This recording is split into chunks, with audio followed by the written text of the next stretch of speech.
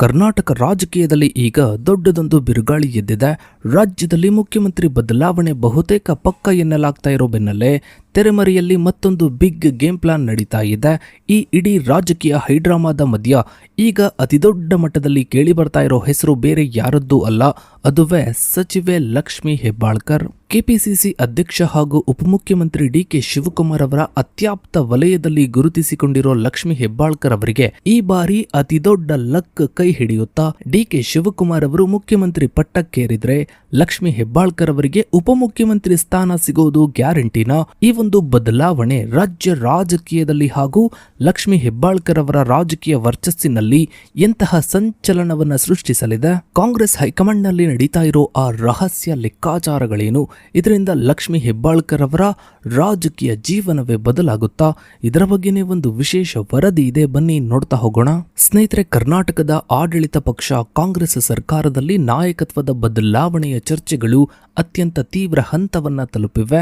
ಮೇ 2026ರ ವೇಳೆಗೆ ಸಿದ್ದರಾಮಯ್ಯ ನೇತೃತ್ವದ ಸರ್ಕಾರವು ಯಶಸ್ವಿಯಾಗಿ 3 ವರ್ಷಗಳ ಅಧಿಕಾರಾವಧಿಯನ್ನು ಪೂರ್ಣಗೊಳಿಸಿದೆ. ಕಾಂಗ್ರೆಸ್ ಹೈಕಮಾಂಡ್ ಜೂನ್ 2026ರಲ್ಲಿ ನಡೆಯಲಿರುವ ರಾಜ್ಯಸಭಾ ಚುನಾವಣೆಗೆ ಸಿದ್ದರಾಮಯ್ಯ ಅವರನ್ನ ಅಭ್ಯರ್ಥಿಯನ್ನಾಗಿ ಕಳುಹಿಸಿ ರಾಷ್ಟ್ರ ರಾಜಕೀಯದಲ್ಲಿ ಪ್ರಮುಖ ಸ್ಥಾನವನ್ನ ನೀಡುವ ಮೂಲಕ ರಾಜ್ಯದಲ್ಲಿ ಸುಗಮ ಅಧಿಕಾರ ಹಸ್ತಾಂತರಕ್ಕೆ ದಾರಿಯನ್ನ ಮಾಡಿಕೊಡಲು ಪ್ರಯತ್ನಗಳನ್ನು ನಡೆಸ್ತಾ ಇದೆ.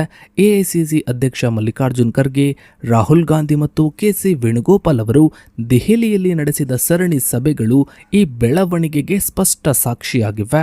ಸಿದ್ದರಾಮಯ್ಯನವರು ಮೇ 28ರಂದು ತಮ್ಮ ಅಂತಿಮ ನಿರ್ಧಾರವನ್ನ ಪ್ರಕಟಿಸಲಿದ್ದಾರೆ ಎಂದು ಇವರ ಆಪ್ತ ಮೂಲಗಳು ತಿಳಿಸಿವೆ. 2023ರ ವಿಧಾನಸಭಾ ಚುನಾವಣೆಯ ಗೆಲುವಿನ ಸಂದರ್ಭದಲ್ಲೇ ಸಿದ್ದರಾಮಯ್ಯ ಹಾಗೂ ಡಿಕೆ ಶಿವಕುಮಾರ್ ನಡುವೆ ಮಾಡಿಕೊಳ್ಳಲಾಗಿತ್ತು ಎನ್ನಲಾದ 2.5 ವರ್ಷಗಳ ಅಧಿಕಾರ ಹಂಚಿಕೆಯ ಒಪ್ಪಂದದ ಅವಧಿಯು ನವೆಂಬರ್ 2025ಕ್ಕೆ ಮುಕ್ತಾಯಗೊಂಡಿತ್ತು. ಆದರೂ ಸಿದ್ದರಾಮಯ್ಯನವರು ಸದ್ಯಕ್ಕೆ ಅಧಿಕಾರವನ್ನ ಬಿಟ್ಟುಕೊಡಲು ಹಿಂದೇಟು ಹಾಕುತ್ತಿದ್ದು, ತಮ್ಮ ಉತ್ತರಾಧಿಕಾರಿಯಾಗಿ ಡಿಕೆ ಶಿವಕುಮಾರ್ ಅವರು ಬರುವುದನ್ನ ತಡೆಯಲು ಮಲ್ಲಿಕಾರ್ಜುನ್ ಖರ್ಗೆ ಅವರನ್ನು ರಾಜಿಯಾಗಬಲ್ಲ ಮುಖ್ಯಮಂತ್ರಿ ಅಭ್ಯರ್ಥಿಯನ್ನಾಗಿ ಬಿಂಬಿಸುವ ಪರ್ಯಾಯ ತಂತ್ರಗಳು ಚರ್ಚೆಯಲ್ಲಿವೆ. ಮತ್ತೊಂದೆಡೆ ಡಿಕೆ ಶಿವಕುಮಾರ್ ಅವರು ತಮಗೆ ಸೋನಿಯಾ ಗಾಂಧಿ ಮತ್ತು ಪ್ರಿಯಾಂಕಾ ಗಾಂಧಿ ಅವರು ನೀಡಿರುವ ಭರವಸೆಯ ಆಧಾರದ ಮೇಲೆ ಮುಖ್ಯಮಂತ್ರಿ ಹುದ್ದೆಗೆ ಪಟ್ಟು ಹಿಡಿದಿದ್ದು, ಒಬ್ಬರಿಗೆ ಒಂದೇ ಹುದ್ದೆ ಸೂತ್ರದಡಿ ಶೀಘ್ರದಲ್ಲೇ ಕೆಪಿಸಿಸಿ ಅಧ್ಯಕ್ಷ ಸ್ಥಾನಕ್ಕೆ ರಾಜೀನಾಮೆಯನ್ನ ನೀಡಲು ಸಿದ್ಧರಾಗಿದ್ದಾರೆ. ಸ್ನೇಹಿತರೆ, ಬೆಳಗಾವಿ ಗ್ರಾಮೀಣ ಕ್ಷೇತ್ರದ ಶಾಸಕಿ ಹಾಗೂ ಮಹಿಳಾ ಮತ್ತು ಮಕ್ಕಳ ಅಭಿವೃದ್ಧಿ ಸಚಿವೆ ಲಕ್ಷ್ಮಿ ಹೆಬ್ಬಾಳ್ಕರ್ ಮತ್ತು ಡಿಕೆ ಶಿವಕುಮಾರ್ ನಡುವಿನ ರಾಜಕೀಯ ಸಂಬಂಧವು ಕೇವಲ ಇತ್ತೀಚಿನದ್ದಲ್ಲ. ಇದು ಸುಮಾರು 2 ದಶಕಗಳಿಗೂ ಹೆಚ್ಚು ಕಾಲದ ಆಳವಾದ ನಿಷ್ಠೆಯ ಮೇಲೆ ಬೆಳೆದು ಬಂದಿದೆ.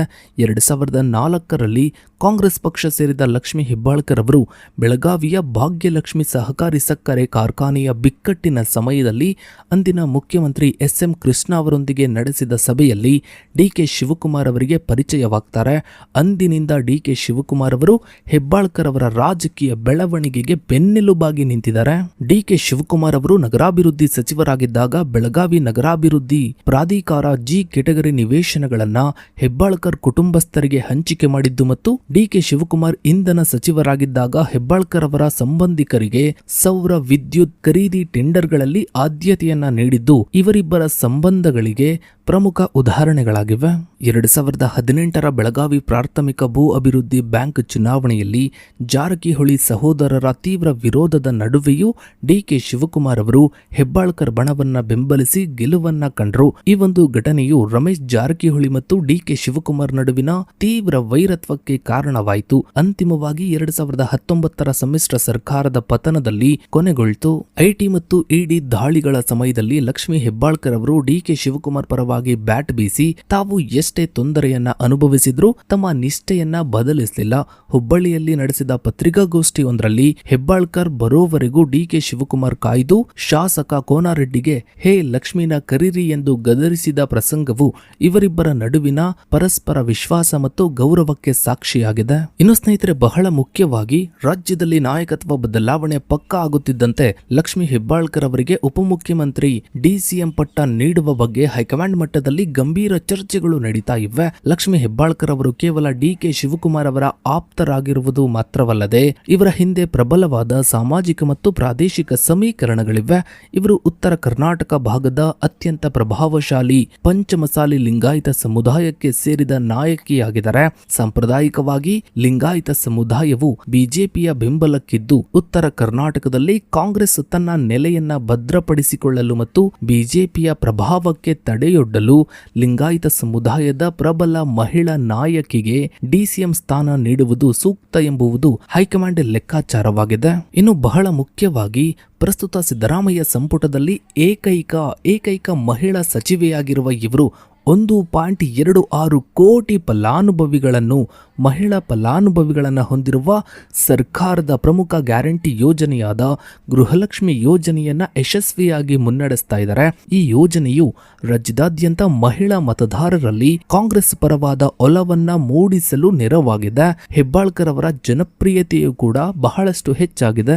ಇನ್ನು ಇತ್ತೀಚೆಗಷ್ಟೇ ಬೆಳಗಾವಿಯಲ್ಲಿ ಲಕ್ಷ್ಮಿ ಹೆಬ್ಬಾಳ್ಕರ್ ಅವರ ಮಗ ಮೃಣಾಲ್ ಹೆಬ್ಬಾಳ್ಕರ್ ನೇತೃತ್ವದಲ್ಲಿ ಮುಂದಿನ ಮುಖ್ಯಮಂತ್ರಿ ಡಿ.ಕೆ. ಶಿವಕುಮಾರ್ ಎಂಬ ಬ್ಯಾನರ್ಗಳು ಡಿ.ಕೆ. ಶಿವಕುಮಾರ್ ಅವರ ಹುಟ್ಟುಹಬ್ಬದಂದು ಬೆಳಗಾವಿಯಲ್ಲಿ ಸಾಕಷ್ಟು ರಾರಾಜಿಸಿದ್ವು. ಈ ಟೈಮ್ನಲ್ಲಿ ರಾಜಕೀಯ ಕೋಲಾಹಲವೇ ಉಂಟಾಯಿತು. ಇದಕ್ಕೆ ಉತ್ತರಿಸಿದ ಲಕ್ಷ್ಮಿ ಹೆಬ್ಬಾಳ್ಕರ್, ನಾವೇ ಹೇಳಿ ಬ್ಯಾನರ್ ಅನ್ನ ಹಾಕಿಸಲು ಸಾಧ್ಯವಿಲ್ಲ, ಇದು ಕಾರ್ಯಕರ್ತರ ಪ್ರೀತಿಯ ಅಭಿಮಾನದ ಸಂಕೇತ ಎನ್ನುತ್ತಲೇ ತಾವು ಪಾರ್ಟಿಯ ಶಿಸ್ತಿನ ಸಿಪಾಯಿಯಾಗಿದ್ದು ಹೈಕಮಾಂಡ್ ತೀರ್ಮಾನಕ್ಕೆ ಬದ್ಧರಾಗಿರುವುದಾಗಿ ಜಾಣ್ಮೆಯ ಪ್ರತಿಕ್ರಿಯೆಯನ್ನ ನೀಡಿದರು.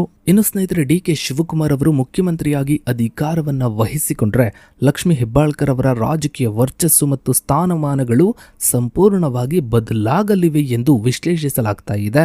ಈ ಮಹತ್ವದ ಬದಲಾವಣೆಯು ಆಡಳಿತಾತ್ಮಕ ಮತ್ತು ಪ್ರಾದೇಶಿಕ ಮಟ್ಟದಲ್ಲಿ ಪ್ರಮುಖ ಆಯಾಮಗಳನ್ನು ಹೊಂದಿರಲಿವೆ. ಮೊದಲನೇದಾಗಿ ಪ್ರಸ್ತುತ ಬೆಳಗಾವಿ ಜಿಲ್ಲೆಯ ಉಸ್ತುವಾರಿ ಸಚಿವರಾಗಿ ಸತೀಶ್ ಜಾರಕಿಹೊಳಿ ಕಾರ್ಯನಿರ್ವಹಿಸ್ತಾ ಇದ್ದಾರೆ.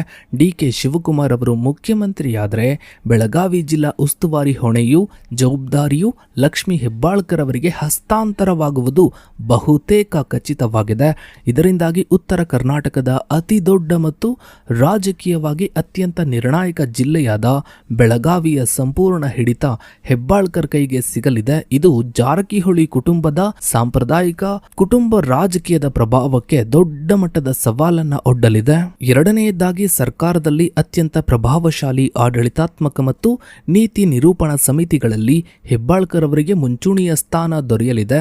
ಇವರು ಪ್ರಸ್ತುತ ಘೋಷಿಸಿರುವ 1349 ಕೋಟಿ ರೂಪಾಯಿ ವೆಚ್ಚದ ಕರ್ನಾಟಕ ಪ್ರವಾಸೋದ್ಯಮ ನೀತಿ 2024ರಿಂದ 29ರಂತಹ ಪ್ರಮುಖ ದೀರ್ಘಾವಧಿಯ ಅಭಿವೃದ್ಧಿ ಯೋಜನೆಗಳಿಗೆ ಮುಖ್ಯಮಂತ್ರಿಗಳ ನೇರ ಆರ್ಥಿಕ ಮತ್ತು ರಾಜಕೀಯ ಬೆಂಬಲ ಸಿಗಲಿದೆ. ಇನ್ನು ಮೂರನೆಯದಾಗಿ ಪ್ರಸ್ತುತ ಹಣಕಾಸು ಇಲಾಖೆಯ ಮೇಲೆ ಸಿದ್ದರಾಮಯ್ಯ ಬಣದ ಹಿಡಿತ ಇರುವುದರಿಂದ ಹೆಬ್ಬಾಳ್ಕರ್ ಅವರ ಮಹಿಳಾ ಮತ್ತು ಮಕ್ಕಳ ಕಲ್ಯಾಣ ಇಲಾಖೆಯ ಯೋಜನೆಗಳಿಗೆ, ವಿಶೇಷವಾಗಿ ಗೃಹಲಕ್ಷ್ಮಿ ಯೋಜನೆಗೆ ಹಣ ಬಿಡುಗಡೆಯಲ್ಲಿ ಆಗುತ್ತಿರುವಂತಹ ವಿಳಂಬದಂತಹ ಆರ್ಥಿಕ ಸಮಸ್ಯೆಗಳು ಪರಿಹಾರವಾಗಲಿವೆ. ಮುಖ್ಯಮಂತ್ರಿಯಾಗಿ ಡಿ.ಕೆ. ಶಿವಕುಮಾರ್ ಅವರ ನೇರ ಆಶೀರ್ವಾದ ಇರುವುದರಿಂದ ಹೆಬ್ಬಾಳ್ಕರ್ ಅವರ ಇಲಾಖೆಯ ಆರ್ಥಿಕ ಅಗತ್ಯತೆಗಳಿಗೆ ತಕ್ಷಣವೇ ಸ್ಪಂದನೆ ದೊರೆಯಲಿದೆ. ಸದ್ಯಕ್ಕಂತೂ ರಾಜ್ಯದಲ್ಲಿ ಚರ್ಚೆ ಆಗ್ತಾ ಇರೋದು, ರಾಜಕೀಯ ವಲಯದಲ್ಲಿ ಚರ್ಚೆ ಆಗ್ತಾ ಇರೋದು, ಡಿ.ಕೆ. ಶಿವಕುಮಾರ್ ಅವರು ಮುಖ್ಯಮಂತ್ರಿಯಾದರೆ ಅದು ಲಕ್ಷ್ಮಿ ಹೆಬ್ಬಾಳ್ಕರ್ ಅವರೇ ಮುಖ್ಯಮಂತ್ರಿ ಆದಂತೆ ಅನ್ನೋ ಬಗ್ಗೆ ತುಂಬಾ ದೊಡ್ಡ ಮಟ್ಟದಲ್ಲಿ ಚರ್ಚೆಗಳು ನಡೀತಾ ಇವೆ. ಸೊ ಇದರ ಬಗ್ಗೆ ನಿಮ್ಮ ಅನಿಸಿಕೆ, ಅಭಿಪ್ರಾಯಗಳನ್ನು ತಪ್ಪದೇ ಕಮೆಂಟ್ ಸೆಕ್ಷನ್ ಅಲ್ಲಿ ಕಮೆಂಟ್ ಮಾಡಿ. ಹಾಗೆ ವಿಡಿಯೋಗೊಂದು ಲೈಕ್ ಮಾಡ್ತಾ ವಿಡಿಯೋನಾದಷ್ಟು ಎಲ್ಲ ಕಡೆ ಶೇರ್ ಮಾಡಿ. ನೀವಿನ್ನು ನಮ್ಮ ಚಾನಲ್ಗೆ ಸಬ್ಸ್ಕ್ರೈಬ್ ಆಗಿಲ್ಲ ಅಂದರೆ ಕೆಳಗಡೆ ಕಾಣ್ತಾ ಇರೋ ಸಬ್ಸ್ಕ್ರೈಬ್ ಬಟನ್ನ ಕ್ಲಿಕ್ ಮಾಡಿ. ಹಾಗೆ ಪಕ್ಕದಲ್ಲಿ ಕಾಣೋ ಬೆಲ್ ಐಕಾನ್ ಕೂಡ ಕ್ಲಿಕ್ ಮಾಡಿ. Thanks for